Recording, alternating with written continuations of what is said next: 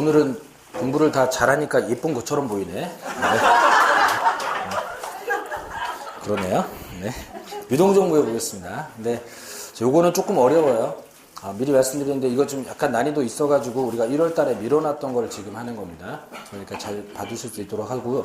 그 표현들이 할 때처럼 한 방에 해결을 못 할 수도 있어요. 그걸 아예 전제를 좀 하시고, 오늘 최소한의 기본 원리 정도만 알고 다음번에 좀 외울 건 다듬으면 되겠습니다. 이렇게 보시고, 일단 표시들을 쭉 해놓고 보도록 할게요.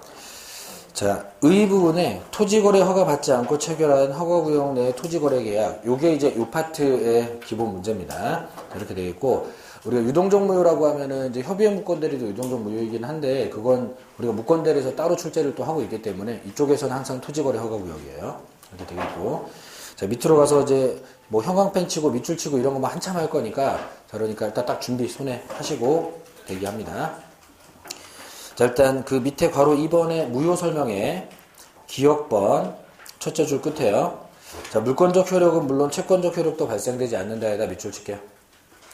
자, 어떤 효력도 발생되지 않습니다. 일단 허가구역에서 거래를 하면. 자, 그리고 그 바로 아랫줄 셋째 줄에 이행 청구할 수 없다. 자, 그거 둘째 줄 끝에서부터 치면 되겠네요. 상대방에게 계약상에 이행 청구할 수 없다.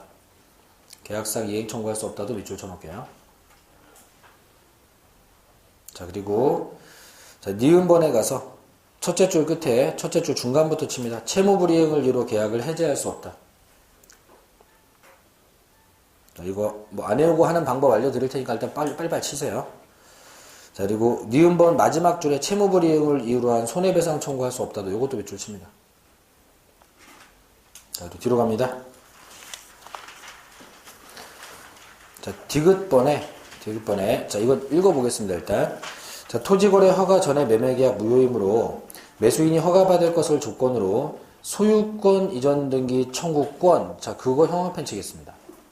소유권 이전 등기 청구권. 자, 이것을 피보정 권리로 한 부동산 처분 금지 가처분 신청하는 거 허용되지 않는다 했는데, 허용되지 않는다도 형광펜 칠게요. 자, 이렇게 표시해 놓고요. 그 밑으로 내려가서 B번으로 먼저 갈게요. B번으로 가서 또 읽어보겠습니다. 자, 매매계약 매수인이 매도인에 대한 토지거래 허가 신청 절차 청구권 이렇게 나오죠? 그럼 형광펜으로 토지거래 허가 신청 절차 청구권. 이것을 피보정 권리로 해서 매매 목적 토지의 처분을 금지하는 가처분을 구할 수 있다고 돼 있죠? 형광펜으로 할 수 있다 찍어놓을게요. 자, 지금 아까 위에서 디귿번에서 형광펜 쳤던 문장이랑 똑같이 가처분 얘기하는데 아까 위에서는 안 된다고 지금은 된다고 그랬죠. 자, 두 개를 묶어서 비교 이렇게 해놓겠습니다. 자, 요런 거 비교를 잘 해야 돼요. 근데 그 중에 여러 가지 비교가 있는데 이게 제일 좀 까다로운 비교가 될 겁니다. 그래서 요거 특별히 표시를 좀 해 놓는 겁니다. 자, 그리고 자, 계속 보겠습니다. 자, 동그라미 2번 유동적이라는 그 설명에 자, 아까 A번 건너뛰었는데 A번에도 밑줄 치겠습니다. 자, A번의 첫째 줄에 허가 절차 협력 의무 부담한다에다 밑줄 치고, 그리고 둘째 줄에 있는 협력 의무 이행을 소구할 수 있다에도 밑줄 칠게요. 협력 의무 있고 또 협력 의무 소구할 수도 있고. 자, 그리고 B번은 아까 표시했으니까 C번으로 가봅니다. 자, 협력 의무 불이행을 이유로 한 손해배상 청구 가능하다에다가 또 밑줄 칠게요.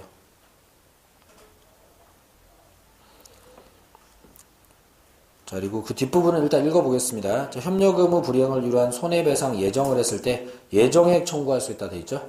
자, 예정액 청구할 수 있다에다가 또 밑줄 쳐놓을게요. 자, 그리고 D번은 별표 치겠습니다.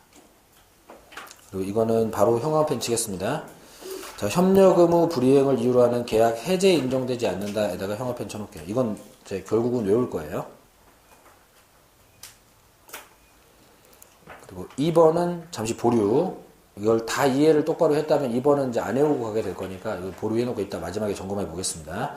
자, 니은번은 또 별표 칠게요. 니은번은 또 별표 치고, 첫째 줄 끝에 계약금 반환 청구할 수 없고에다가 형광펜 쳐놓겠습니다. 계약금 반환 청구할 수 없고. 이것도 이제 결국은 좀 외울 겁니다. 그리고 밑으로 내려가서 확정 무효가 되는 경우라고 나오죠. 자, 기역, 니은, 디귿, 리을 네 가지가 나오는데 제목들에다가만 다 밑줄만 쫙쫙 쳐놓을게요. 그냥 불허가 처분받은 경우, 당사자 쌍방이 허가 신청에 대한 허가 이행 거절 의사를 명백히 한 경우, 그리고 처음부터 허가를 배제하거나 잠탈하는 내용의 계약인 경우, 정지조건부 계약에서 허가 이전에 이미 불성취로 확정된 경우, 이렇게 제목들만 보고 지나갈 수 있게 이렇게 딱딱딱 해놓고요. 그리고 자, 동그라미 이번에 효과 부분은 각자 주시는 건데 오늘 한 번만 제가 읽어드리겠습니다. 확정 무효가 되면 부당이득으로 계약금 반환 청구할 수 있고 허가 절차 협력 의무는 소멸하게 되는데 자, 이 부분은 출제를 거의 안 해요. 아까 계약금 반환 청구 못한다는 그 얘기가 중요하지 확정되고 나면 돌려받는 건 당연한 거라서 이 부분에서는 출제 잘 안 하니까 그냥 그대로 둡니다. X도 하지 말고 그냥 그대로 두세요. 그리고 니은번에 토지거래 허가구역 내 토지에 관한 거래계약이 확정적으로 무효가 될 경우에 거래계약이 확정적으로 무효로 됨에 있어서 귀책사유 있는 자도 그 계약의 무효를 주장할 수가 있다고 되어 있는데 자 이거 강행규정 위반으로 무효가 된 거라 절대적 무효이기 때문에 그렇다면은 이건 누구나 주장할 수 있다 문장을 이렇게 쓴 겁니다. 앞에서 나온 거고 이쪽 단원 주제랑 관련이 없는 거니까 중복이기도 하고 여기서 굳이 밑줄 안 쳐도 되겠습니다. 그대로 두세요 그냥. 그리고 4번에 확정적으로 유효. 자, 동그라미 1번 첫째 줄에 허가받으면 소급해서 확정적으로 유효가 된다. 그 소급하여에다가 형광펜 찍어놓습니다. 그리고 우리 그 무권대리에서도 유효될 때 소급표 있었죠. 추인하면. 그래서 유동적 무효가 유효될 때는 항상 소급표가 있습니다. 얘도 소급표가 있어요. 그리고 자, 동그라미 2번은 눈으로만 봐둘게요. 자, 유동적 무효 상태에서 그 토지에 대해서 거래 허가구역 지정이 해제돼 버린 경우, 허가구역 지정기가 만료 후에 재지정이 없는 경우에는 이제 확정적으로 유효가 된답니다. 그렇게 되겠죠. 허가구역 풀렸으니까. 자, 그리고 괄호 5번에 민법 구정의 준용 부분에 동그라미 1번 둘째 줄에 무효나 취소를 주장할 수 있다. 이렇게 돼 있죠. 자, 그 부분에 또 형광펜 쳐놓습니다. 무효나 취소를 주장할 수 있다.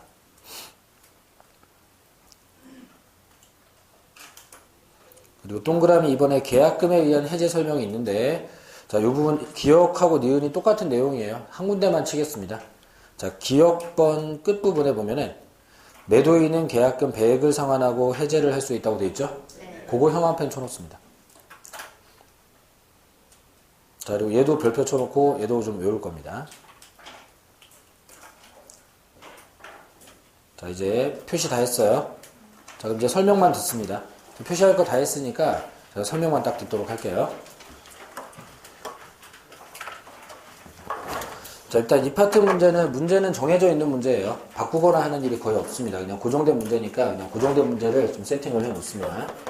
자, 갑이 을한테 토지를 팔았는데 이 토지가 토지거래 허가구역에 걸려있다. 자, 이런 문제입니다. 이런 문제고 보통 이 문제 나올 때에는 매수인이 매도인한테 계약금 얼마 입금해놨다 이런 얘기가 같이 보통 출제되고 아까 판례에도 계약금 얘기 이런 거 있었어요. 그죠? 저게 이제 기본 형태입니다. 그리고 자, 이렇게 되면은 이 매매 계약은 유동적으로 무효가 된다. 이렇게 평가를 해요. 자, 이걸 이제 유동적 무효라고 평가하는 이유는 우리나라의 토지거래 허가구역이라고 해서 투기하는 사람들을 방지하기 위해서 내가 내 땅을 파는데도 국가 허가를 받아야 되는 지역들이 좀 있어요. 서울 강남이라든가 이런 여러 가지 좀 어디 개발구역으로 지정되면 보통 이렇게 많이 합니다. 이렇게 하는데 그러면 자, 이 매매 계약을 체결을 했더라도 관할관청에서 허가를 받지 않으면 이 거래는 진행을 못 하는 거죠. 그리고 강행 규정이기 때문에 반드시 허가를 받아야 된단 말이죠. 자, 그러면은 자, 매도인과 매수인이 서류를 내가지고 요 관할관청에다가 토지거래 허가 신청하겠죠. 이렇게 신청서 내면 이 관할관청에서 심사를 할 거예요. 그죠? 허가 해줄 사람들인지 허가 안 해줄 사람인지. 그럼 이제 심사 결과가 나오겠죠. 심사 결과가 어떤 사람들은 그래 너넨 투기꾼 아닌 것 같으니까 허가해 줄게. 이런 사람도 있을 거고요. 그리고 야 너는 투기 경력 있어서 안 되겠다. 불허가. 이렇게 나올 수도 있을 거예요. 어떤 기준으로 허가 불허가를 하는지 우리는 알 필요는 없는 거고요. 하여간 기준에 따라 허가 불허가가 나올 겁니다. 저렇게 될 건데 자, 만약 아직 심사 단계로 안 갔거나 또는 심사 중이라서 결과가 안 나왔거나 뭐 이렇게 되면 그러면 이 상태를 유동적 무효라고 하는 거예요. 자, 지금 허가 받았어요, 못 받았어요? 못 받았어요. 그러니까 무효죠? 무효인데 당장 좀 있다가라도 허가 떨어지면 유효 바뀔 수 있죠. 그리고 이 거래는 처음부터 두 사람이 그 내용이나 뭐 이런 거래 진행에 관해서 불만이 전혀 없었던 거기 때문에 허가만 받으면 처음부터 소급적으로 유효로 바뀔 거니까 그러면 현재는 무효지만 유동적인 거예요. 바뀔 수 있는 겁니다. 그래서 이걸 이제 유동적 무효 이렇게 부르게 되는 거고요. 그리고 자, 이 유동적 무효 상태가 걸렸을 때 우리 민법이 관심 있는 건 저거 허가 절차가 어떻게 되고 뭐 그런 건 별로 관심 없고 그거는 이제 2차 과목들이 좀 관심을 두는 분야고 우리 민법이 관심 있는 거는 저 유동적 무효가 해결이 된다면 그러면은 보통의 매매가 되겠지. 허가 떨어지면 유효돼 가지고 그냥 보통의 매매가 될 거고 불허가 떨어지면 그냥 없는 보통의 무효인 매매 계약이 되는 거예요. 그거는 신경 쓸 필요가 없는 건데 자, 유동적 무효인 중 즉 심사 단계에 있는 요 상태에서의 법률 관계, 권리 의무 관계 요걸 지금 민법이 관심을 두고 있는 거예요. 자, 그러면 이제 시험에 내는 게 이런 유동적 무효인 상태에서 행사가 가능한 권리와 행사가 불가능한 권리, 있는 권리, 없는 권리 요거 구별하는 거. 이게 일단 이 단원의 출제 메인 주제입니다. 출제자가 원하는 게 뭔지를 일단 알아야지 거기에 맞춰서 공부를 할 거예요. 그래서 이렇게 할 건데, 자, 근데, 자, 우리가 밑줄을 지금 되게 많이 쳤어요. 그러면은 그 항목을 외워서 처리한다 그러면 이거는 지금 양에 치일 거고, 책에 없는 표현들도 시험에 뭐 무작위로 막 나올 수도 있습니다. 여기 다 써 있는 것도 아니에요. 그러면은 이거를 외워서 한다는 거는 이건 잘못된 판단인 거예요. 그러면은 어떻게 처리하는 건지를 배워보자. 자, 근데 개념을 좀 이해를 해보겠습니다. 자, 일단 오늘 뭐 다른 건 못하더라도 요 개념은 이해를 해야 돼요. 그럼 현재 이 상태에서 얘네들 허가 받았어요, 못 받았어요? 못 받았어요. 허가 못 받았어요. 그럼 어쨌건 유효예요, 무효예요? 무효예요. 이게 그럼 무효면 을한테 등기 청구권이 있겠어요, 없겠어요? 없어요. 이거 언제 생겨요? 허가 받으면 생겨지겠죠, 그죠? 근데 허가 떨어지기 전에 없는 거예요. 그러면 대금 지급 의무 있겠어요, 없겠어요? 대금 지급 의무도 권리도 없지만 의무도 없어요. 왜? 허가를 안 받아서. 그죠? 자, 이거 언제 생겨요? 허가 받으면. 그럼 이쪽이 그러면 얘도 대금 청구권 없고 등기 이전 의무 없고 결국 이 매매 계약상의 모든 권리 의무는 채권적으로 물권적으로 하나도 없네. 그게 우리가 제일 앞에서 밑줄 쳤던. 어쨌건 허가 안 받은 건 안 받은 거잖아. 그러면은 이 매매 계약은 무효야. 유동적이고 어쩌고 하냐 무효야. 그러니까 매매 계약상의 모든 권리 의무가 현재 존재하지 않고 그건 허가를 받아야지 생긴다는 겁니다. 이걸 이해를 합니다. 그리고 또 하나 그러면 다 안 된다고 해버려 아니 되는 게 있단 말이지. 자, 이게 허가 쪽으로 나오든 불허가 쪽으로 나오든 결과가 나오려고 하면은 신청서를 내야지 뭐가 나와도 나오겠죠. 신청도 안 했는데 담당 공무원이 돌아다니면서 자 허가해드려 허가 필요하신 분 이런 게 어딨냐 씨. 누가 뭘 해달라고 해야지 그나마 해줄 똥 말똥이지. 그러면 이 허가를 신청을 해야 되는데 신청을 하다 보면은 이제 구비 서류 같은 것도 필요하고 뭐 손잡고 뭐 도청에도 가야 되고 뭐 이런 게 필요할 거 아니에요. 그러면 협력을 해야 되잖아. 그러면 이 허가 신청 절차에 협력해야 될 의무는 이미 있죠. 이건 유동적 무효 상태에서 있는 거예요. 대려 해결되고 나면 이건 이제 끝나는 거지. 그럼 유동적 무효인 동안에도 이 권리 의무는 있는 거예요. 협력 의무, 협력 청구권. 그죠? 이렇게 된 거예요. 자, 그러면 자, 기본 이해가 필요한 게 매매 계약상의 권리 의무는 다 아직은 없다. 근데 협력 의무는 이미 벌써 다 있다. 자, 요걸 이해를 하면 됩니다. 요걸 이해하면 되겠고 또 하나 자, 계약금 얘기가 나오는데 요 동네는 토지 거래를 허가를 받으라고 한 것 때문에 유동적 무효 걸려 있는 거지 계약금에 허가 받으라는 얘기가 있는 것도 아니고 그럼 이거는 정상적으로 유효한 기능을 하고 있는 거예요, 지금. 요 부분까지가 이해입니다. 자, 일단 요거까지를 이해를 하면은 이제 많은 걸 외우지 않고 줄일 수가 있어요. 자, 그럼 이쪽에서 해보겠습니다. 자, 어쨌건 무효니까 안 되는 게 기본이에요. 자, 안 되는 것부터 해보면은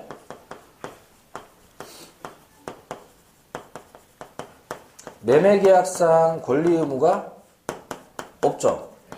그죠? 이게 없어요. 그러니까 이 매매계약상 권리 의무 관련된 거는 다 안 되는 거예요. 자, 여기다 몇 개 적어 보겠습니다. 자, 매매계약상 이행 청구. 안 돼요. 자, 등기 청구, 대금 청구 돼야 안 돼요? 안 돼요. 안 돼. 왜? 그런 거 권리도 없고 의무도 없어. 그죠? 안 돼. 그리고 자, 등기 안 주고 대금 안 준다는 이유로 손해배상 청구. 안 돼요. 안 돼요. 왜? 자, 손해배상 청구권이 없어. 손해배상, 등기 청구권이 없어. 등기 이전 의무도 없고. 의무가 있으면 안 하면 채무불이행이지만 의무가 없으니까 채무불이행도 아니야. 그건 그냥 아직은 기다리는 중인 거지. 의무도 없고 권리도 없어. 안 돼.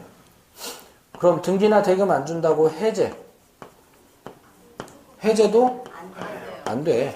자, 채무불이행이 돼야지 해제 손해배상 청구인데 채무 자체가 없는데 무슨 불이행이 있어? 그럼 채무불이행이 없으면 해제도 없고 손해배상 청구도 없어. 자, 이렇게 됐어요. 자, 그리고 소유권 이전 등기 청구권 보존을 위한 가처분 신청. 그것도 안 돼. 자, 소유권 이전 등기 청구권이 없어. 그래서 가처분이 안 돼. 이렇게 됐어요. 자, 그러면 이 네 개를 외울 필요가 없고 지금 왜 안 되는 거예요? 매매계약이 허가를 안 받아서 권리 의무가 없다 보니까 이게 없어서 다 안 되고 있는 거예요. 그죠? 이렇게 되고 있는 거예요. 그럼 이 네 개를 외울 필요는 없는 거고 말을 바꾸거나 뭐 말을 틀어가지고 등기 청구권, 대금 청구권 이렇게 물어보든지 또는 뭐 등기 이전을 지연함으로 인한 손해배상 이렇게 물어보든지 대금 지급 지체로 인한 손해배상 이렇게 물어보든지 나 그런 건 다 안 돼. 이렇게 하면은 말 바꾸는 것도 상관없어지고 이런 거 다 외울 필요가 없어지잖아요. 그러면 같은 방식으로 해봅니다. 자, 이 사람들이 유동종부요 상태에 있더라도 허가 신청, 협력 의무 있어요, 없어요? 있어요. 그리고 협력 청구권 있겠죠, 그죠? 얘네들 있잖아요. 그죠? 그러면은 여기 딸려 있는 건 또 다 되겠네. 그러면 똑같이 이행 청구. 아까는 등기 이행 청구, 대금 이행 청구니까 안 되지만 협력 의무 이행 청구 이렇게 나오면 그건 되는 거지. 그리고 이 소구라는 말이 아까 있었는데 소송으로 청구하는 걸 말해요. 어쨌건 이행 청구라고. 그죠? 의무가 있으니까 그것도 돼요. 돼요. 그리고 아까 등기나 대금 안 준다고 손해배상 청구하는 거 안 된다 그랬죠? 자, 그런데 협력 의무 안 하면 손해배상 청구 돼야 안 돼요? 돼요. 그거 손해배상 청구 돼요. 의무가 있는데 안 하면 손해배상 청구 당해야지. 이렇게 돼요. 자, 그리고 손해배상 청구가 가능하다면은 손해배상할 금액을 미리 정해놓는 손해배상 예정 가능하겠죠? 그리고 가처분. 자, 가처분 아까 안 된다 그랬잖아요. 근데 아까 가처분이 안 됐던 이유가 소유권 이전 등기 청구권을 보존하기 위해서 하니까 안 되는 거였지. 협력 청구권 보존을 위한 가처분을 하면 그건 또 되는 거예요. 이렇게 되고 있어요. 자, 그러면은 좀 약간 차이가 나긴 하는데 지금 이 오른쪽 글자들을 보면 비슷한 게 많죠. 이행 청구, 이행 청구, 손해배상 청구, 손해배상 청구, 가처분, 가처분. 그죠? 자, 그러니까 이 문제를 어떻게 푸는 건지 모르고 접근하다 보면은 된다 그랬던 게 안 된다 그러는 것 같고 안 된다 그러는 게 된다 그러는 것 같고 계속 왔다 갔다 하는 느낌이 계속 나버려요. 그래서 이제 최악의 상황이 이겁니다. 문제 풀다가 매매대금 이행 청구가 가능하다. X인데 O라고 풀었다 틀렸어. 그래서 해설지 보니까 X래. 이행 청구 안 된대. 그래서 이행 청구 안 된다고 외웠어. 노트에다 적고 이행 청구는 안 된다. 이행 청구 유동종부에서 이행 청구 안 된다. 이렇게 외웠어요. 다음번에 문제에 나왔는데 협력 의무 이행 청구가 나왔어. 그래서 아까 내가 안 된다고 외웠기 때문에 안 된다고 풀었어. 그랬더니 또 틀렸어. 해설지에 보니까 협력 의무 이행 청구 된대. 잘못 외웠나? 다시 외워야 되겠다. 이행 청구 된다. 이행 청구 된다. 이렇게 또 계속 외워요. 그래서 다음번에 또 문제를 풀었는데 또 이번에는 소유권 이전 등기 이행 청구가 나왔어. 돼요? 안 돼요? 안 돼요. 안 되는데 저번에 된다고 외웠어 내가? 된다고 풀었더니 또 틀렸어. 아이씨, 자식, 뭐지? 뭐가 잘못된 거? 이제 여기서부터 이제 하기 싫어져요. 이제 이 문제는 대단히 어려운 문제 돼버렸어요. 이건 이제 영원히 빠져나올 수 없는 굴레에 빠져버리면 이렇게 됩니다. 이게 지금 이런 식으로 가면 되게 어려워지는 거예요. 근데 출제자가 원하는 건 이거지 얘네가 아니에요. 그죠? 그러니까 여러분들한테 가처분이나 손해배상 청구나 이행 청구를 물어보려는 마음이 요만큼도 없다고. 자, 그걸 하는 원인이 있으면 되는 거고 없으면 안 되는 거지. 그게 지금 끝에 있는 가처분 손해배상 청구를 외우고 앉았으면은 이건 공부가 산으로 가는 정도를 떠나서 이건 완전히 함정 빠지라고 혼자 그냥 온팡 다 빠져 있는 거지 지금. 원래 이렇게 생겼기 때문에 비슷한 결론을 물어보는데 원인이 다르면 결과가 달라지는 겁니다. 자, 이것만 해결할 수 있으면 나머지는 암기상으로 한다고 해도 서너 개예요. 그러니까 요걸 여러분들이 오늘 소화를 해주시면 돼요. 이거 외워서 하는 게 아니란 말이에요.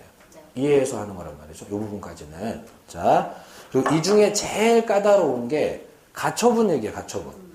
가처분 얘기가 다른 거는 뭐 하는 건지 알겠는데 가처분 뭐 하는 건지 잘 모르고 우리가 잘 안 배우는 시험은 벗어난 단원이기 때문에 그것 때문에 그런 건데 그럼 그 얘기는 제가 좀 더 자세히 써보겠습니다.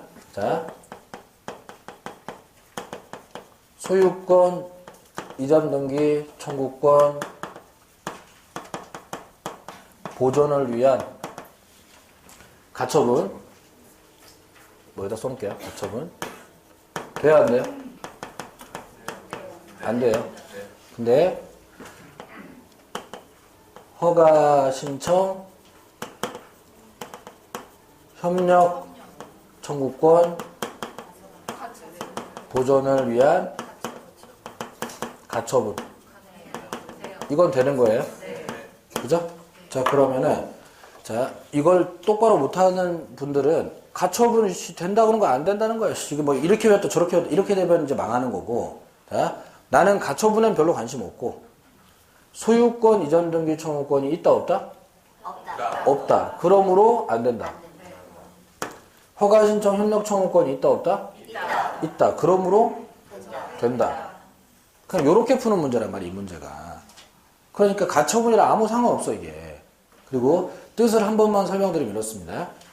자, 보전은 지키는 걸 말해요. 근데 뭐가 있어야 그걸 지킬 거 아니에요.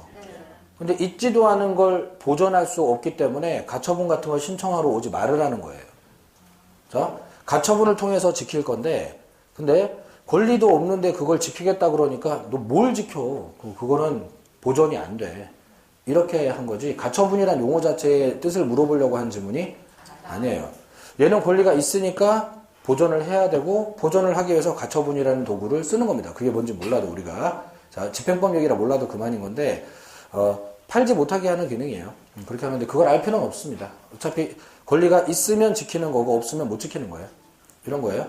자, 뭐 예를 좀 들어드리면 이렇습니다. 자, 요즘 맨날 새벽에 일하고 뭐 일거리가 자꾸 늘어와서 스트레스 받다 보니까 머리가 자꾸 빠지고 있는데, 자, 뭐 머리 감을 때마다 한 움큼씩 빠지는 것 같아. 근데 이 머리를 보존을 하고 싶으면 있을 때 보존해야 돼. 다 날아가고 난 다음에 이제 보존할 것도 없어 이제. 그죠? 그러니까 보존이라는 말은 원래 대상물이 있을 때 그걸 보존하는 거지. 그거 없어지고 나면 보존이 안 돼. 돈이 주머니에 있을 때 아껴서 보존해야지. 그죠? 네. 다 사라지고 난 다음에 뭘 있지도 않은 돈을 보존을 해. 그러니까 이 보전이라는 말만 잘 생각하면 읽을 수도 있어요. 없는 권리는 보존을 할 필요도 할 수도 없는 거예요. 있는 권리는 보존을 할 필요가 있다면 그건 보존을 해야 되는 거죠. 이런 거예요. 그러니까 질문의 의도가 있는 권리 없는 권리 물어보고 있는 거지 가처분 물어보고 있는 게 아닌 거라고. 이거 나머지 질문들이 다 그런 거라고요.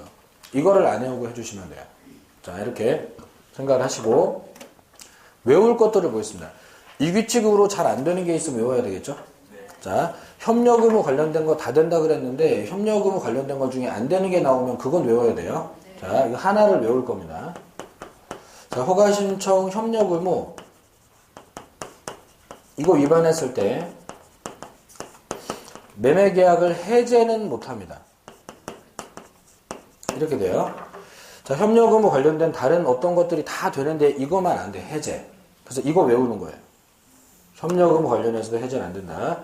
자, 그리고 이게 이렇게 되는 이유는 이 협력 의무가 일종의 부수적 의무라서 그런 겁니다. 법률적으로는. 우리 그 해제권 파트 1월 달에 배울 때 냉장고 사용 설명서 주는 채무 이거를 부수적 의무라고 말하면서 그런 사소한 것 때문에 해제까지는 못한다 했었는데 이것도 일종의 매매계약의 주된 채무인 등기 이전 대금 지급이 아니고 그걸 하기 위한 전제사항으로 벌어지는 행정 절차이기 때문에 부수적 의무라서 법정해제권 발생 사유가 아니다. 이렇게 된 건데 자, 그런 이유를 여기서 물어보진 않습니다. 자, 그리고 협력 의무 관련된 건데 유일하게 유일하게 안 되는 사안이니까 이거를 생각을 하는 것보다는 외워버리는 게 빨라요, 이게. 부수적 의무 타령을 하고 생각하는 것보다 그냥 외워버리는 게 빠릅니다. 얘는 하나 암기 대상이에요. 자, 그러면은 등기나 대금을 이유로도 해제가 안 되고 협력 의무를 이유로도 해제가 안 되면 해제가 다 안 되는 것처럼 보이는데 근데 딱 한 가지 되는 해제가 있어요. 그러니까 그건 또 외우는 거예요. 이 토지거래 허가구에서는 해제는 한 가지 방법으로밖에 안 돼. 어떤 방법으로 하는 거냐? 계약금 계약이 유효하죠. 그리고 저 계약금 계약이 원래 해제할 때 쓰는 돈이죠, 저거. 2배 들고 가서 해제. 자, 그러면은 그 계약금을 이용해가지고 하는 해제는 되는 거예요. 토지거래 허가구역에서 유일하게 해제가 가능한 방법입니다, 이게. 자, 그래서 이거 하나를 외우는 거예요.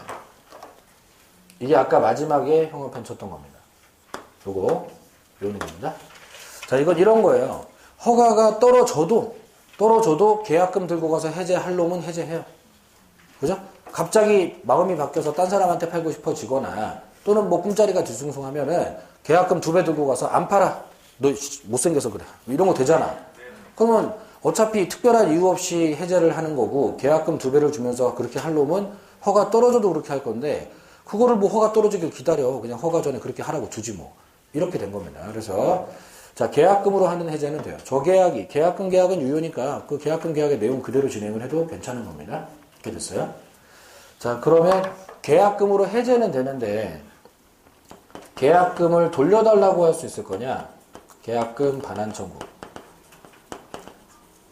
자, 우리가 무효가 되면은 줬던 거 돌려받긴 하죠. 그래서 이게 확정적으로 무효가 된다면 계약금뿐만 아니라 지급됐던 모든 걸 돌려받게 되기는 할 거예요. 근데 지금 현재는 유동적 무효죠. 그러면 당장 내일이라도 허가 떨어지면 이것도 계약금 써야 되네?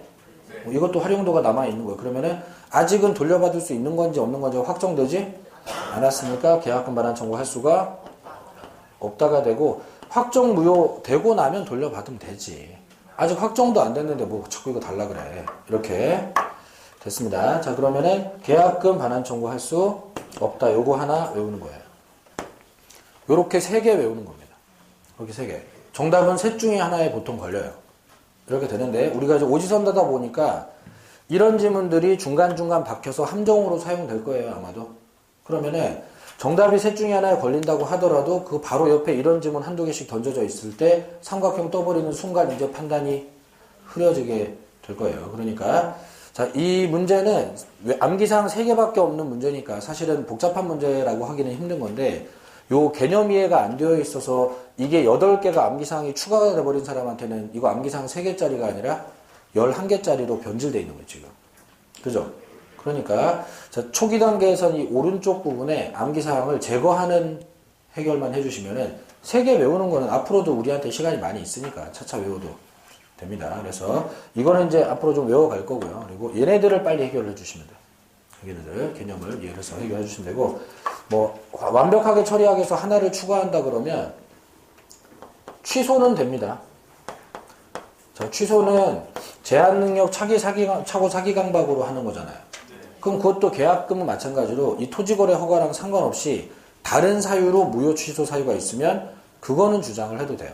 예를 들어 사기를 당한 사람이다. 그러면 허가 떨어질 기다릴 필요가 없어요. 허가 떨어져도 사기당한 사람은 3년, 10년 안에 다 취소가 되도록 되어 있기 때문에 차라리 유동적 무효 단계에서 취소라고 빨리 말을 해버리면 의사표시 없어지고 다 없던 일이 돼버립니다. 자, 그래서 자, 허가구역에서도 취소는 됩니다. 무효 판례는 없고 취소만 판례가 있어가지고 취소 가끔 물어보는데 이 계약금 해제가 되냐는 질문이랑 계약금 반환 청구 되냐는 이 질문 2개가 답으로 되는 확률이 제일 높고요. 얘네가 10번 나올 때 취소 얘기는 한 번도 채 안 나와요. 그 정도 비중이에요. 그러면 뭐 더 완벽하게 하고 싶으면 하시고 그리고 아니면 빼도 돼요. 이거 큰 지장 주지 않습니다. 자, 요만큼인데 이 덩어리들이 딸려오지 않게 해야 된다는 거예요. 이 덩어리들이. 그렇게 해야지 암기량이 줄어드는 겁니다. 그리고 기출문제 특강하고 하면은 또 보시겠지만은 토지거래 허가구역 내 유동적 무효가 출제 타이밍이 충분히 돌아와 있어요. 그래서 이거 나올 가능성 제법 높습니다. 그 때문에 포기하고 가기도 좀 힘들어요, 이거는. 그래서 잘만 하면 되게 쉬운 단어. 개념만 잡히면 암기상 2-3개 하고 그냥 끝나버리는 단어이고 잘못하면 이거는 막 세상 헷갈리는 단어 이렇게 되는 겁니다. 그래서 이 실수하지 않도록 해주시고 문제를 통해서 이런 거 연습을 좀 많이 해보셔야 될 거예요. 내가 여기서 판단이 되고 있는지, 뒤에 가처분이나 손해배상 청구에 휘둘리고 있지는 않은지, 뭐 그런 걸 좀 테스트는 계속 해보셔야지 될 겁니다. 좀 이렇게 부탁을 드리고요. 이게 중요한 겁니다. 자, 그리고 이제 이 유동적 무효 문제로 하나 또 출제 컨셉이 확정사유 물어보는 건데, 확정사유는 그렇게 빡빡하지는 않아요. 이거는 그냥 감정적으로 풀어도 풀리만 할 겁니다. 자, 보세요. 불허가 처분받으면 확정 무효 되겠죠? 이게 뭐 유효 같은 느낌은 아니잖아요. 그죠? 자, 그리고 자, 당사자 쌍방이 허가 신청에 대한 그 이행 거절 의사를 명백히 했다면 확정 무효 되겠죠? 이것도 외우지 않아도 자, 지금 184페이지 바닥에 하고 있는 겁니다. 자, 얘네들이 허가 신청 하러 안 가겠다고. 나도 안 가, 나도 안 가. 이렇게 해버리면 신청을 안 하는데 허가가 나올 수가 없잖아요. 그리고 그냥 감정적으로 막 풀어도 그게 유효 같은 느낌이 아니니까 실수할 일이 별로 없습니다, 이게. 그리고 185페이지에 처음부터 허가 제도를 배제, 잠탈, 법을 위반하겠다는 태도가 보이죠? 그럼 당연히 무효인 거예요.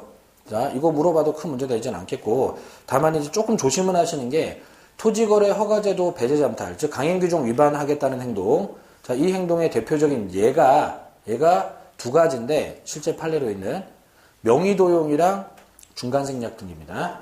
자, 명의도용은 그냥 느낌으로 들어봐도 거기 나올 테고, 예를 들어 나오는 부분에 둘째 줄에 명의도용 나오죠? 그죠? 그러니까 자기가 허가 못 받을 것 같으니까 허가 받을 수 있는 사람 명의를 도용해서 허가 신청을 했다. 그러면 원래 당사자는 허가를 받을 계획이 없지, 지금 그놈이. 자, 그럼 이제 확정 무효 이렇게 되는 거고요. 그리고 중간생략 등기는 우리가 저번에 이제 1월달 수업할 때 했었는데, 토지거래 허가구역에서 중간생략 등기를 한다는 거는 등기만 생략하는 게 아니라 허가도 생략하려고 지금 작정을 하고 있는 거기 때문에, 그럼 이 사람은 등기 생략한 것 때문에 벌금 내는 건 둘째 문제고, 허가 생략해서 허가제도 배제 잠탈을 하려고 하는 거예요. 이러니까 강행규정 위반으로 무효. 이렇게 됩니다. 그래서 자, 확정 무효 사유에서 제일 조심할 게 이 중간생략 등기예요. 자, 중간생략 등기 문제 나올 때 허가를 받았다, 뭐 이런 얘기 나오더라도 무조건 다 허가구역에서는 중간생략 등기 다 무효다, 이렇게 해줄 수 있어야 됩니다. 자, 그리고 리을번에 정지조건부 계약에서 허가 이전에 이미 불성취로 확정이 됐을 때, 이것도 말이 좀 까다롭긴 한데, 자, 정지조건이 불성취되면 그러면 조건 때문에 거래를 못하게 됐어요.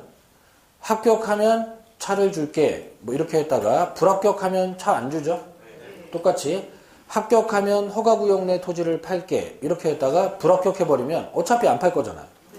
허가가 무슨 의미가 있어? 확정적으로 무효가 돼버렸다, 이런 뜻입니다. 그래서 이름들은 봐둘 수 있도록 하시는데, 자, 다음 중 확정 유효사유, 확정 무효사유 이렇게 물어보면 헷갈릴 이유가 없는 게, 확정 유효사유로 나오는 게 괄호 4번에 동그라미 2번이었는데 토지거래 허가구역이 지정 해제된 게 무슨 말이에요? 이 동네 이제 허가구역 아니라고, 지정 해제 풀렸다고. 그럼 확정 유효잖아요. 토지거래 허가구역 지정기간 만료 후 재지정하지 않았다, 무슨 말이에요? 재지정 안 하면 허가구역 풀린 거 아니에요? 이거 확정 유효잖아.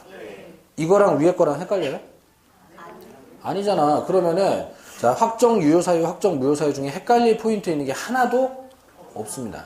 자, 그렇기 때문에 이걸 열심히 외우지 않아도 대충 풀어도 맞춰요, 대부분 이거는. 근데 얘는 대충 풀면 망합니다. 그러니까 얘를 공부를 해야지 되겠고요. 거기 표현상 하나만 좀 설명드리고 갈게요. 토지거래 허가구역 지정 해제랑 지정기간 만료 후 재지정하지 않은 건 똑같은 상황 아닌가? 근데 두 개가 조금 달라요. 지금 판례가 지금 이 두 개로 써 있는 이유는 이런 겁니다. 자, 여기서부터 여기까지 토지거래 허가구역으로 지정을 했었어요. 허가구역이었습니다. 자, 지정 해제는 기간이 끝나고 난 다음에 이제 더 이상 이 지역을 허가구역으로 하지 않겠다, 이 지정 해제예요. 근데 지정기간 만료 후 재지정을 하지 않았다. 자, 그럼 풀린 거죠? 근데 그 후 다시 재지정을 한 거예요. 그러니까 여기서 재지정 안 하고 있다가 인터벌을 두고 재지정을 한 거예요. 이렇게 된 거예요. 만료 후 재지정 안 하고 있었던 겁니다. 자, 이렇게 됐을 때, 그러니까 완전히 풀린 게 아니라 간격을 두고 재지정했을 때, 종전에 매매계약 체결했던 사람들, 이 사람들 유동적 무효였잖아요. 자, 근데 재지정하지 않는 순간, 자, 요 재지정 안 하는 순간 유효로 풀렸죠? 네. 확정 유효로 풀렸습니다. 네. 근데 다시 또 재지정 갔죠? 네. 그럼 이게 다시 또 유동적 무효로 바뀌나? 아니요. 아이, 그거 아니야. 그냥 확정됐어. 확정돼. 이 소리예요. 자, 이 소리예요. 그래서 자, 법에서는 신뢰라는 게 있기 때문에 한 번 확정돼 버리면 말 그대로 확정입니다. 또다시 재지정하더라도 재지정 이후에 계약을 한 사람들은 허가 받아야 되겠지만 종전에 기다리고 있던 사람들은 다시 허가를 받지는 않아도 된다. 이런 뜻으로 판례가 두 가지가 써 있습니다. 그래서 자, 돈 많은 사람들은 허가구역에서 자기가 허가를 받을 수 없다는 걸 알면서도 계약서 써놓고 기다리는 거예요. 그리고 시청에서 잠깐, 뭐 도청이든 시청이든 잠깐이라도 딱 인터벌 뜨면 그러면 자기는 풀리는 거죠. 대기하는 거예요. 뭐 이렇게 할 수도 있는 겁니다. 이렇게 할 수도 있는 거고, 뭐 이거를 이제 일부러 뇌물 매겨가지고 에이, 한 달만 있다 지정해, 뭔 일 나? 뭐 이렇게 하기도 하고 막 그러는 거예요. 근데 뭐 누가 뇌물을 줘가지고 이렇게 간격을 띄워서 지정을 하게 만들었다 하더라도 직접 뇌물을 준 사람이야 뭐 이게 뭐 처벌받겠고 법 배제 잠탈이 되고 하겠지만은 그런 일이 왜 벌어졌는지 모르고 기다리고 있던 사람들은 확정이 돼야죠. 네. 확정이 돼야 되는 게 맞아요. 신뢰라는 게 있으니까. 그래서 자, 만료 후 재지정하지 않으면 확정 유효되는 겁니다. 이거는 이렇게 되는 겁니다. 이렇게 좀 해둘 수 있도록 하시고, 자, 얘네들이 문제가 크게 될 건 아닌 것 같고, 자, 얘들이 항상 문제란 말이에요. 자, 이쪽을 신경을 잘 써주시는데 오늘은 4개씩을 안 해오도 되게 어떻게 푸는 건지 요령을 알아둡니다. 이렇게 해놓고요. 뒤로 갑니다. 취소. 네, 일단 취소는 뭐 판례 추가되는 건 많지 않고요. 이게 뭐 암기사항 점검은 하겠습니다. 자, 취소권자 누구냐 이렇게 물어보면 일단 취소 사유가 3개밖에 없으니까 거기에 딸려 있는 사람들을 기본 파악합니다. 자, 제한 능력에서는 취소권자가 제한 능력자예요, 상대방이에요? 제한 능력자. 그리고 차고에서는 차고한 자. 사기 강박에서는 사기 강박 당한 자. 이렇게 정확하게 해주시고 이 3명 취소권자의 대리인과 승계인까지가 취소권자입니다. 근데 조심할 거는 제한 능력자가 취소할 때 법정 대리인 동의 받아야 된다, 안 받아도 된다? 안 받아도 된다. 자, 딴 거는 다 동의받고 하는데 이 취소라는 행동만큼은 그냥 좀 해도 괜찮다. 그리고 대리인 취소권 있을 수 있지만 그건 법정 대리인이나 당연히 있는 거고 임의 대리인 취소권 갖고 싶으면 별도로 수권행위를 통해서 받아야지 이 취소 처분행위니까 자, 그냥은 가질 수 없다. 이런 거 있었고요. 자, 승계인 취소권 가질 수 있는데 포괄 특정 다 괜찮지만은 취소권만 승계하겠다. 요거 돼야 안 돼요? 안 돼요. 자, 당사자 자격을 어떻게든 가지고 가면서 취소권을 같이 갖는 거지. 취소권만 가질래. 그거 되게 멋져 보이던데 나도 좀 할게. 막 이렇게 하는 건 안 돼요. 네. 자, 이런 거 주의해가면서 외우시면 되고. 187페이지 취소의 상대방. 자, 누구한테 취소라는 말을 해야 되냐? 접대 얘기했던 그 사람한테. 나랑 계약했던 그 사람한테 직접 당사자한테 가서 그때 했던 그 말 취소 이렇게 해야 되는 거지. 전득자를 상대로 취소라는 말을 하는 게 아니라는 거. 자, 그 주의해서 보시면 되고요. 자, 취소의 방법. 아무렇게나 해도 돼요. 소송, 구두, 뭐 서면 다 됩니다. 자, 그럼 이때 판례가 하나 있는데 이 판례도 눈으로 잘 그 워딩만 보면 되겠습니다. 자, 매매계약을 원인으로 해서 이전 등기가 된 후에 매도인이 사기를 이유로 매수인에 대해서 그 등기의 말소를 청구하는 경우처럼 형업엔 쳐놓겠습니다. 취소를 당연한 전제로 하는 등기 말소 청구. 취소를 당연한 전제로 하는 등기 말소 청구. 자, 여기에 취소의 의사가 포함되어 있다, 안 되어 있다? 포함되어 있다. 그래서 거기 취소의 의사가 포함된 것으로 볼 수 있다. 거기도 형업엔 쳐놓습니다. 자, 그럼 글자만 잘 읽으면 돼요. 취소를 당연한 전제로 하는, 이게 취소를 할 거라는 뜻이다, 안 할 거라는 뜻이다? 할 거라는 뜻이다. 그러니까 취소 의사가 들어가 있는 거다. 이렇게 읽어주시면 되겠고요. 이게 근데 FM 절차는 아니라 가지고, 자, 한번 보여드릴 테니까, 말은 그냥 그 말만 읽으시면 되고, 그리고 그 상황에 대한 이해는 조금 하고 가겠습니다.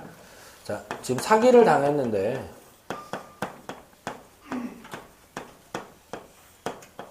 이렇게 사기를 당했어요. 그리고 이쪽으로 등기까지 넘겨준 이런 상황입니다. 자, FM으로 하려고 그러면 갑은 을한테 가서 먼저 취소라고 말을 해야 돼요. 야, 취소. 그럼 매매가 없어지면서 이 등기가 부당이득 개념으로 바뀔 거예요. 그리고 이렇게 하고 난 다음에 취소를 하고 난 다음에 그 다음에 말소 청구를 해야 돼요. 그죠? 이게 맞습니다. 그죠? 이게 FM이에요. 자, 근데 자, 이 사람은 실제 사건에서는 취소라는 말을 하지 않은 상태로 말소를 청구하는 소송을 걸은 거예요. 자, 이렇게 됐습니다. 이렇게 됐는데, 그런데 판사가, 야, 이 사람이 설마 취소는 하기 싫은데 말소만 하고 싶다고 소송 걸었겠니? 그럴까요? 아니지. 취소를 할 거니까 취소를 전제로 말소를 청구하는 거지. 야, 취소랑 말소는 이게 세트야. 취소를 안 하면 말소 개념이 안 생겨. 그러니까 자, 취소를 전제로 하는 짓이야. 이거 일종의 묵시적 취소 지금 한 거잖아, 이거. 말기 다 알아듣잖아. 너 왜 이래? 이렇게 된 거예요. 그래서 자, 요 말소 청구 소송 안에 취소 의사가 들어있다고 이렇게 본 거예요. 말로는 안 했지만. 자, 근데 이게 좀 생각해보면 되게, 자, 만약에 을이, 야, 인마 너 취소도 안 하고 말소하는 게 어딨어? 이렇게 따지면 갑은 원래 어떻게 하면 되냐면, 그럼 취소. 이렇게 하면 돼요. 아니, 취소를 먼저 해야지라고 따지면, 그럼 취소. 이러면 되지. 자, 지금 방법에 제한도 없고, 그냥 좀 이제라도 하면 되잖아요. 그러면 이제 판사가 왜 무리하게 이렇게 포함이 됐다는 둥 뭐 이렇게까지 해가면서 하지도 않은 말을 했다고 하고 뭐 이렇게 하느냐. 자, 그 제척 기간 때문에 그래요. 자, 이렇게 됐습니다. 자, 이날 매매계약 체결을 할 때 사기를 당했으면 취소는 할 수는 있지만, 자, 취소권은 3년, 10년. 뭐 3년 계산하기 힘드니까 10년으로 계산해 보겠습니다. 10년 넘으면 취소 못 하죠. 근데, 자, 갑이 다행히 한 9년 10개월 만에 사기당한 걸 그제서 알았어요. 그래서, 자, 여기서 말소 청구 소송 들어갔습니다. 자, 기간 안 넘겼죠? 자, 이렇게 소송 들어갔는데, 근데, 자, 이날 만약에 을이, 야, 너 취소도 안 하고 말소하는 게 어딨어? 이랬으면은, 그럼 취소. 이렇게 하면 되는 거였잖아요. 근데 그날 항변을 안 하고 질질 끌다가 현재 여기까지 온 거예요. 현재 여기까지 와갖고, 얼레꼴레리 취소 안 했대요. 막 이렇게 한 거예요. 그리고 취소 안 하고 말소 청구하는 게 어딨어? 막 이렇게 한 거지. 자, 그러면, 이제 와서 그럼 취소하려고 봤더니, 얼레꼴레리 10년 지났대요. 이렇게 한 거야. 근데 판사가 보고 있자니, 뭐 하냐, 너? 야, 너, 얼레꼴레리님 막 소송 들어왔을 때 했었어야지. 이때까지 기다리고 있다가 뭐 날짜 넘겨, 뭐 하냐, 너 지금. 아?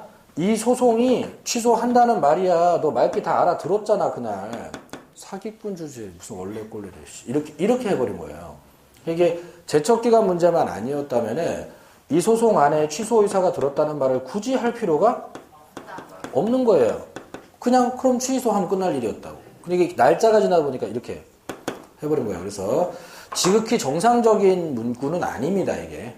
이걸 여러분들이 그냥 그런 거다 하고 생각하다가 이제 법률 용어가 좀 이해도가 높아지면 이게 혹시 다른 의미가 이렇게 될까봐 제가 쓸데없는 걱정을 하나요?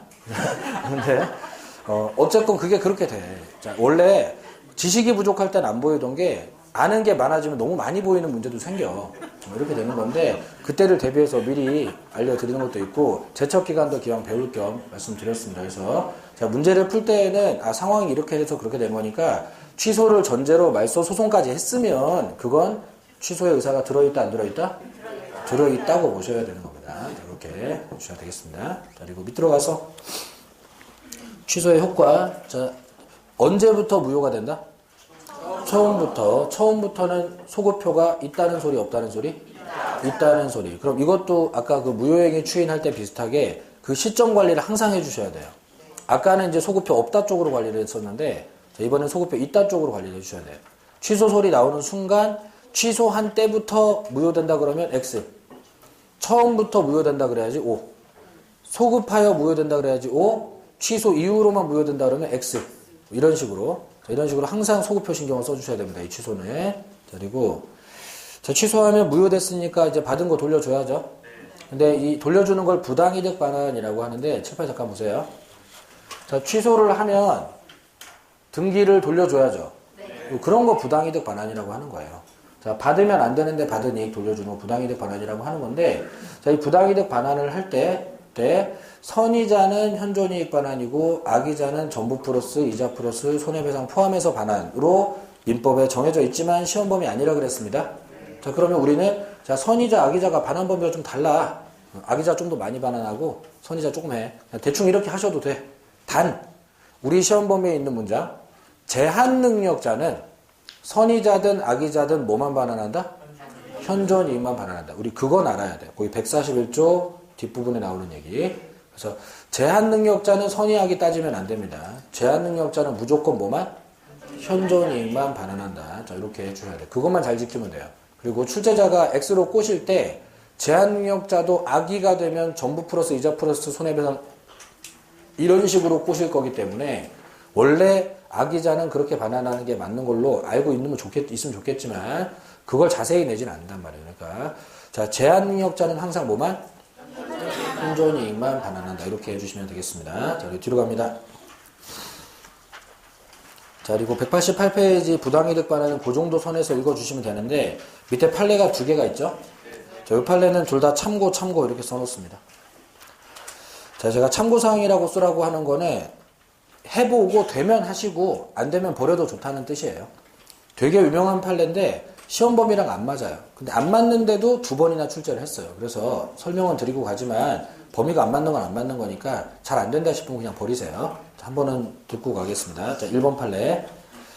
자, 법률상 원인 없이 타인의 재산 또는 노무로 인해서 이익을 얻고 그로 인해서 타인에게 손해를 가한 경우를 괄호로 묶어요. 그 첫째 줄, 둘째 줄 문장을 괄호로 묶어요. 그리고 그 왼쪽에다 메모를 좀 해놓겠습니다. 이게 부당이득이에요. 부당이득의 개념입니다. 이 문장이. 자, 1번 판례에 제목 빼고 첫째 줄, 둘째 줄. 자, 이거 부당이득의 개념이에요. 칠판 보세요. 등기의 원인이 매매였죠. 근데 매매가 취소로 없어지면 법률상 원인 없이 취득한 등기가 된 거예요. 그로 인해서 갑이 등기를 뺏기는 손해를 입었다고. 그럼 이게 부당한 이득이라고요. 이건 반환을 해야 된다. 이게 부당이득 반환의 개념이에요. 그런데 이게 시험 범위가 아니라서 우리가 배우진 않지만 부당이득 얘기를 계속 해야 되는 시험이에요. 우리 시험은. 그렇기 때문에 알면 좋긴 합니다. 그리고 자, 그 취득한 것이 금전상 이득일 때 형업회로 금전 찍습니다. 이를 취득한 자가 소비하였는지 아닌지를 불문하고 그 이득은 현존하는 것으로 추정된다. 이렇게 돼 있죠. 이제 금전 형광펜 찍고 현존으로 추정 형광펜 찍습니다. 자, 그럼 금전은 현존하는 것으로 추정되는 겁니다. 자, 이 판례가 이게 중요 사안인데, 근데 이 금전은 현존으로 추정되는 거라서 무조건 반환해야 된다. 이 주제가 우리 시험에 2번 정도 나온 거예요. 이렇게 된 겁니다. 전 개념을 좀 자기가 이해는 하려고 도전해 볼게요. 자, 앞에 보세요. 제가 매도인인데 땅을 팔다가 약간의 착오가 있었어요. 취소를 할 만한 아주 중요한 착오가 있었습니다. 또 어쨌건 매매 대금을 받아서 제 왼쪽 주머니에다가 다 집어넣었어요. 오른쪽 주머니에는 제가 이미 원래 갖고 있던 돈이 좀 있어요. 여기 이제 넣을 공간이 없어서 왼쪽 주머니에다 다 집어넣었습니다. 자, 돈다발 여기다 다 집어넣고 돌아다니면서 왼쪽에서만 계속 뺏어 썼어요. 그래서 이제 하나도 없어요. 이제 다 털어 썼어. 자, 이렇게 됐는데, 착오가 있었네? 아, 이거 큰 실수할 뻔했네? 취소를 했어요. 자, 근데 저는 선입니다. 그래서 현존이익만 반환하면 되는 상황인데 매매대금이 현존하지 않아. 그럼 난 안 돌려줘도 되나? 내 오른쪽 주머니에 있는 이 돈은 뭐지? 이거 줘야 돼, 안 줘야 돼? 줘야 돼. 그죠? 왜? 돈은 소비를 했더라도 현존하는 걸로 추정한다. 이겁니다. 그럼 이제 판사가 이런 말을 하는 이유가 돈이라는 건 그 가치가 중요하지 그 물질이 중요한 게 아니잖아요. 그러면 자, 왼쪽 주머니에 매매대금으로 받은 돈은 다 현존하지 않지. 그러나 그 바람에 오른쪽 주머니에 돈이 남았잖아. 네가 만약에 오른쪽 주머니에서 돈을 꺼내 썼다면 매매대금이 현존했겠지. 그죠? 그러면 오른쪽 주머니에 남아있는 그 돈이 매매대금 아니야. 그죠? 그러니까 대금은 현존으로 추정한다. 만약에 싹 다 소비해버리고 완전히 파산나서 땡전 한 푼 없다면 현존하지 않는 거죠. 그렇지만 대금은 현존으로 추정이 되는 거다. 왜? 그것 때문에 또 다른 돈이 남게 되고 이렇게 되는 거니까. 그래서 이렇게 된 겁니다. 이렇게 됐고. 자, 그 밑에 2번 판례 미성년자가 신용카드 거래하다 취소한 판례가 나오는데 되게 유명한 판례고 뭐 요즘 뭐 유행처럼 많이 나오고 합니다. 타 시험에. 우리 시험은 이걸 낸 적이 없어요. 그래서 여러분들 공부하지 마시고 제가 얘기해드리는 거 들어뒀다가 혹여 나오면 기본 대응만 딱 하도록 할게요. 자, 너무 무리하게 대응하기엔 좀 복잡한 판례예요. 자, 잠깐 보겠습니다. 재미삼아 들어두세요. 자, 미성년자입니다. 이 미성년자가 A라는 카드사에 가서 카드 이용 계약을 체결했어요. 요즘은 이거 안 해주죠? 근데 이제 예전에 길에서 막 뿌릴 때가 있어가지고 이렇게 했었습니다. 자, 이 미성년자가 판매점에 갔어요. 판매점에 가서 카드를 들고 막 긁었습니다. 그럼 물건 사는 거죠? 그럼 판매점은 카드 긁은 손님한테 물건을 줍니다. 근데 손님은 카드 긁었으니까 대금은 내지 않아요. 그죠? 카드 대금은 카드사가 이렇게 지급하죠? 그리고 이제 이 대금이 이렇게 청구서로 날라오죠? 여러분들 한 달에 한 번씩 이거 날라올 때마다 스트레스 받잖아요. 그죠? 날라오잖아. 요렇게 돌아가는 거예요. 요렇게 돌아가는 건데, 근데 이렇게 카드 쓰고 다녔는데 엄마가 보니까 우리 애가 용돈도 안 줬는데 뭐 노스페이스 잠바에다가 뭐 아디다스 축구화에 뭐 핸드폰은 삼성 노트 뭐야? 이게 컴퓨터도 막 이렇게 막 애플 뭐 이렇게 사과 그림 있고 뭐지? 어떻게 된 거야? 물어봤더니 카드 긁었지 이렇게 됐어. 얘가 이제 카드 개념을 몰라. 그래서 부랴부랴 법정 대리인 엄마가 이용계약 취소를 했어요. 법정 대리니까 가능하겠죠? 네. 근데 이미 긁은 카드 청구서가 1,000만 원이 넘게 날라왔어. 이렇게 됐어. 자, 이거 내야 돼, 안 내야 돼? 내야지, 이미 긁은 건데. 근데 이 엄마가 법대 나왔어. 그래서 미성년자는 현존이익만 반환하면 된다며. 그래서 보니까 우리 아들이 깡을 했네. 카드 깡을 했어. 자, 노스페이스 잠바를 5개를 사갖고 지가 하나 있고 4개는 친구한테 팔았어. 30만 원 주고 사가지고 15만 원에 팔고 막 그랬어. 그리고 그거 다 PC방 갖고 다 쓰고 없어 지금 돈. 자, 이거 이렇게 했어. 크게 될 놈이야. 매매를 했어 이거. 그래서 엄마 주장은 이겁니다. 내긴 낼 건데 우리 애가 지금 갖고 있는 거 노스페이스 잠바 하나, 아디다스 축구화 하나, 그리고 삼성전자 핸드폰 하나, 그리고 그 애플 노트북 하나, 요거 값만 딱 낼게. 나머지는 현존하지 않아. 자, 이렇게 주장했습니다. 자, 되나요? 되는 것 같아. 웃긴 소리 하네. 그거 될 것 같으면 빨리 아드님 카드 주세요. 안 된단 말이야, 이거. 자, 무조건 다 내야 돼. 그래서 판사가 이렇게 얘기를 했습니다. 아드님이 누린 이익은 잠바가 아닙니다. 아드님이 누린 이익은 카드 대금 면제를 받는 금전상 이익을 누린 건데, 금전은 현존으로 추정되는 거예요. PC방 가서 다 쓰고 없는데요? 그게 그렇게 되는 바람에 어머님 지갑에 돈이 남아있는 거예요. 만약에 얘가 카드 긁어서 깡을 안 했으면 엄마 지갑을 털었을걸? 그러면 당신 지갑에 돈이 사라지고 없을 거야, 아마. 당신 지갑에 남아있는 그 돈이 지금 그 아들이 누린 이익이라고.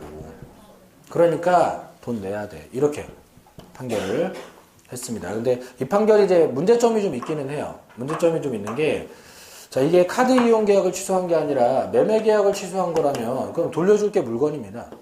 그리고 이 물건이 일로 가면 또 제3자 문제가 되고요. 자, 그래서 이렇게 되면 일이 되게 골치 아파져요. 이렇게 되는 건데 그 분야는 나는 모르겠고 우리는 미성년자도 시험 범위가 아니고 부당이득 반환도 시험 범위가 아니고 이 내용을 규율하는 여신전문금융업법도 시험 범위가 아니고 그럼 알 필요 없고 혹시 나오면 미성년자가 카드 긁은 거 취소를 하더라도 이미 긁은 카드 대금은 내야 된다, 안 내야 된다? 내야 된다는 것만 알고 계셔라. 자, 거기까지만 대응을 하시고 그 이상으로 물어보면 난 3번. 이렇게. 자, 난 시간 없어. 일단 뭐 범위도 아닌 문제 풀려면 시간 없으니까 난 그냥 3번. 이게 현명한 생각인 거지. 자, 되겠죠? 그래서 이 정도까지만 대응합니다. 자, 이렇게 하시고요. 자, 그리고 189페이지인데 쉬었다 할게요.